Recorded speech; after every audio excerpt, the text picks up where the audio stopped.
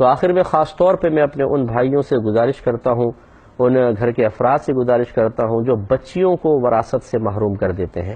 یہ بہت ہی امپورٹنٹ چیز ہے۔ ہاں، بعض لوگ کہتے ہیں کہ ہمارے خاندان میں بچیوں کو وراثت میں سے حصہ نہیں دیا جاتا۔ یہ خاندانی مسئلہ ہے ہی نہیں، یہ تو اسلامی مسئلہ ہے۔ یاد رکھیں کہ قرآن نے عورتوں کا حق باقاعدہ بیان کر دیا ہے، چاہے وہ ماں کی شکل میں ہو، بیوی ہو، بہن ہو، بیٹی ہو، پوتی ہو، ان کو دینا پڑے گا۔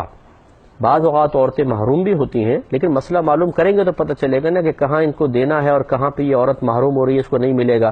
لیکن مسئلے موجود ہیں، عورتوں کو ان کا حصہ دینا پڑے گا۔ نبی کریم صلی اللہ علیہ وسلم نے ارشاد فرمایا جو کسی وارث کو میراث سے محروم کرے گا اللہ تبارک و تعالی اس کو جنت سے محروم کر دے گا۔ اس لیے یاد رکھیے کہ تھوڑے سے مال کی محبت میں اپنی بچیوں کے ساتھ ناانصافیاں کرنا کل بروز قیامت آپ کے لیے شدید شرمندگی کا باعث بن سکتا ہے۔ تو اس کے لیے حساب و کتاب کریں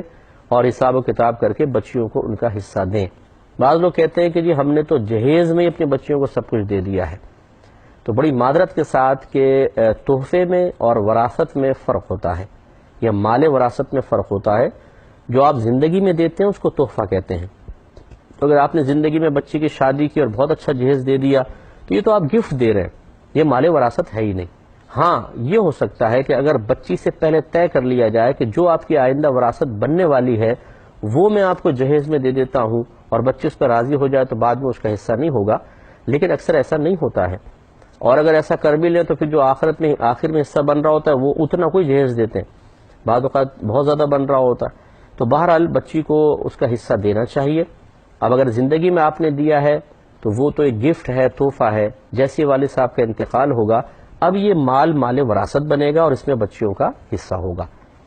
اب جتنا ہم بچیوں کو جہیز کے لیے دیتے ہیں اتنا لڑکوں پہ بھی خرچ کر رہے ہوتے ہیں، لڑکوں پہ کیا خرچ نہیں کرتے ہیں؟ تو اس لیے بچیوں کو تھوڑا دے رہے ہوتے ہیں، لڑکوں کو بہت زیادہ دے رہے ہوتے ہیں، یہ غلط طریقہ کار ہے۔ تو بچیوں کا حصہ بالکل نکالنا ہوگا اور ان کو دینا ہوگا۔ غور کر لیجئے، تفکر کریں۔ اللہ تبارک و تعالیٰ سے دعا ہے کہ رب کریم جس طریقے سے ہم نے گناہ کے توبہ کے بارے میں عرض کی، ان میں سے جو چیزیں ہمارے ساتھ وابستہ ہے یا ہم سے تعلق رکھتی ہیں اسی طریقے سے ہمیں ان پر توبہ کرنے کی توفیق عطا فرمائے، آمین۔ وآخر دعوانا ان الحمدللہ رب العالمین۔ یہ کہتی ہیں کہ بعض لوگ کہتے ہیں کہ وقت 4 وقت میں رکا تھا،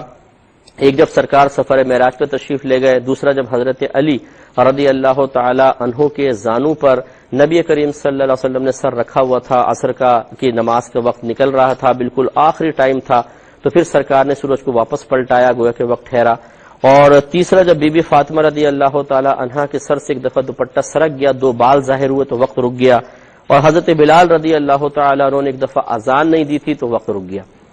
دیکھیں پہلی 2 باتیں تو بالکل ٹھیک ہے، اور آخری 2 باتیں خالی جذبات کا ایک حصہ ہے۔ بی بی فاطمہ رضی اللہ تعالی عنہا کا بڑا مقام ہے، بڑا مرتبہ ہے، اللہ تعالیٰ ان کے قدموں کی خاک کی برکت سے ہماری اور ہماری پوری نسلوں کی بخشش و مغفرت فرمائے۔ بہت اعلیٰ مرتبہ ہے، بہت اعلیٰ مقام ہے، اور مجھے بڑا افسوس ہوتا ہے کہ اس قدر عظیم ہستیاں جن کے لیے مستند ترین ذرائع سے فضائل کے انبار لگے ہوئے ہیں، ان تمام کو چھوڑ کر ایسی باتیں اپنے پاس سے گھڑنا اور ان کو بیان کر کے بزرگوں کی فضیلت کو ظاہر کرنے کی کوشش کرنا جن کا کہیں کوئی ثبوت صحیح طریقے سے نہیں ہے، یہ مناسب نہیں ہے۔ تو آپ بخاری اٹھا لیں، مسلم اٹھا لیں، دیگر اور آپ قرآن اٹھا لیجئے۔ الہادی کے اندر اگر آپ نے سنا ہو، ہم نے کتنے فضائل بیان کیے اہل بیت کے قرآن کی آیات کی روشنی میں۔ تو بہرحال یہ بی بی فاطمہ رضی اللہ تعالی عنہا کا ایسا کوئی واقعہ نہیں ہے، یہ کسی نے اپنے پاس سے محبت میں بنایا ہوگا لیکن صحیح نہیں ہے۔ اسی طرح یہ جو قوالیوں میں بھی بعض اوقات اس طرح کے شعر پڑھتے ہیں کہ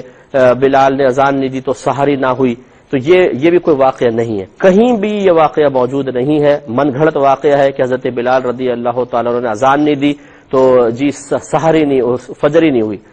اب اگر آپ میرا بخاری کا درس سن رہے ہوں، کیوں ٹی وی پر ہی آتا ہے درس بخاری ہمارا آتا ہے، اسی میں بھی کچھ دن پہلے حدیث ذکر کی تھی کہ نبی کریم صلی اللہ علیہ وسلم غزوے سے واپس تشریف لا رہے تھے، ایک وادی میں ٹھہرے تو بلال رضی اللہ تعالیٰ عنہ کو حکم دیا کہ آپ یہاں پر یعنی پوری رات سفر کرتے رہے تھے، فجر سے تھوڑی دیر پہلے قیام فرمایا، سب ٹھہر گئے، سرکار نے فرمایا آپ ہمیں فجر میں اٹھانا۔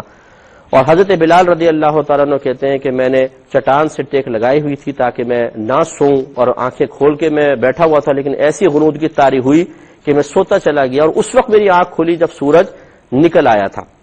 تو سرکار نے فرمایا اس وادی سے باہر نکلو، پھر باہر جا کے سب نے وضو کیے اور نبی کریم صلی اللہ علیہ وسلم نے اجتماعی طور پہ اس نماز کو قضا ادا فرمایا۔ اب بتائیے کہ کیسے ہو گئی،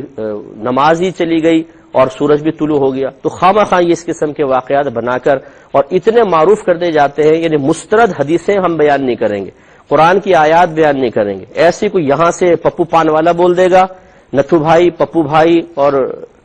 ٹیٹو اس نے بول دیا، بس وہ سن کے ہم عام کر دیتے ہیں اس کو فوراً، اور یہ چیزیں اتنی جلدی پھیل جاتی ہیں کہ اور لوگ اس کو اتنی جلدی قبول کر لیتے ہیں، حیرت ہوتی ہے۔ تو اس لیے بہرحال اس قسم کا کوئی واقعہ، شوہر نے 2 سال سے آپ کو علیحدہ رکھا ہوا تھا اور آپ نے کوئی بری چیز نہیں کی تھی، آپ نے تو خرچہ مانگا تھا کہ مجھے خرچہ دے دیں، کہ 6 بچے ہیں، 3 ان کے پاس غالباً 3 آپ کے پاس ہیں، اور آپ ان کا خرچہ کے لیے پیسہ مانگ رہی تھیں، تو آپ جب تک ان کی زوجیت میں ہیں، اگر قصور شوہر کا تھا اور آپ گھر چھوڑ کر آئی ہیں تو نان نفقہ آپ کا بھی شوہر پر لازم ہے۔ ہاں، اگر آپ کا قصور تھا چھوڑ کر آ گئیں تو پھر بیوی نان نفقے کی مستحق نہیں ہوتی، لیکن اولاد کا نان نفقہ تو بہرحال باپ پر تھا۔